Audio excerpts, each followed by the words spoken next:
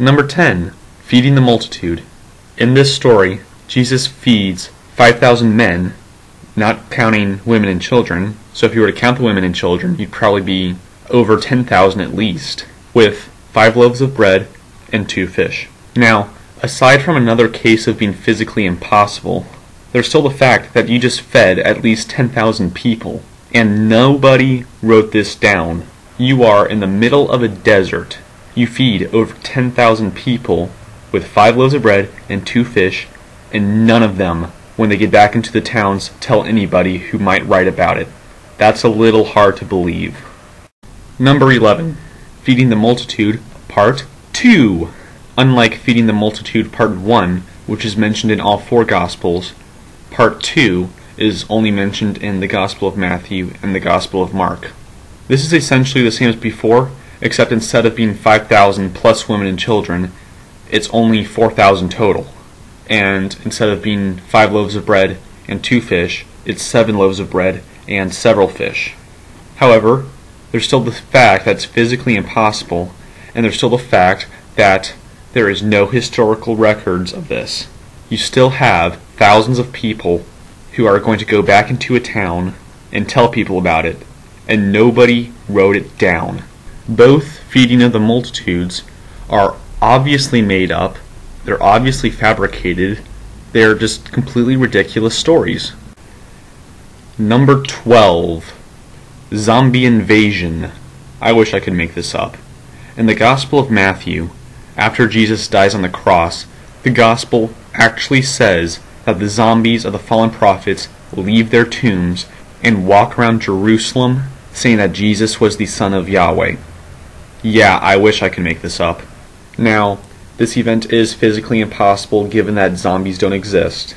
However, even let's say if a miracle occurred and the zombies did come out of their tombs, someone's going to mention it, someone's going to write it down.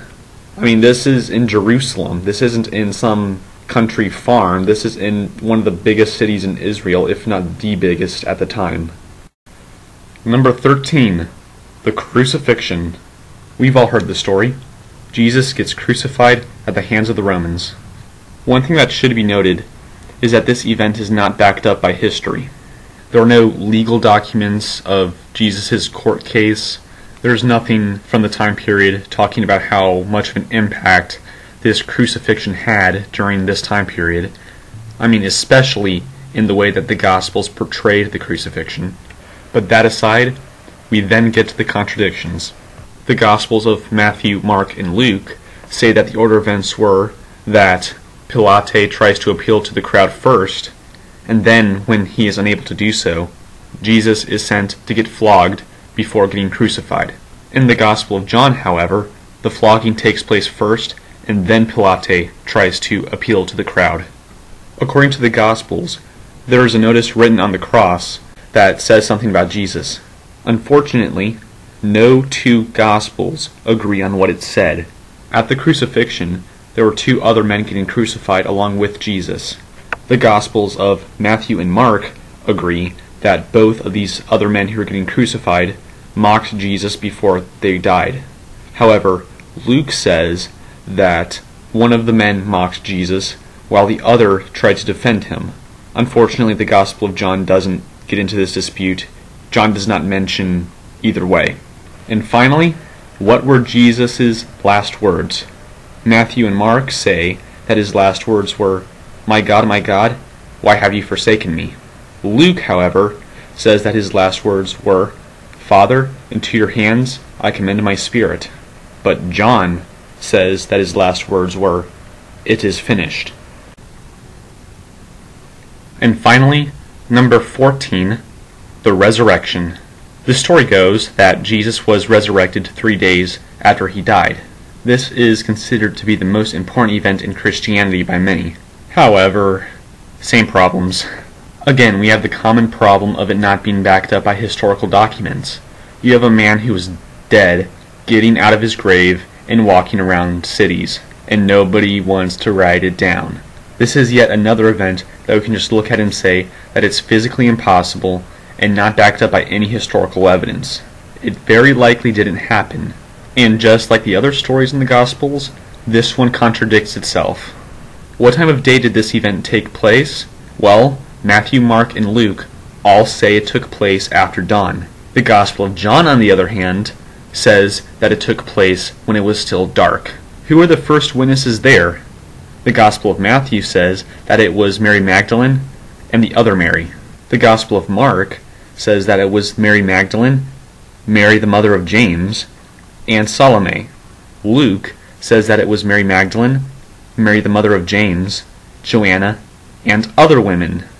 John, on the other hand, says that it was just Mary Magdalene by herself.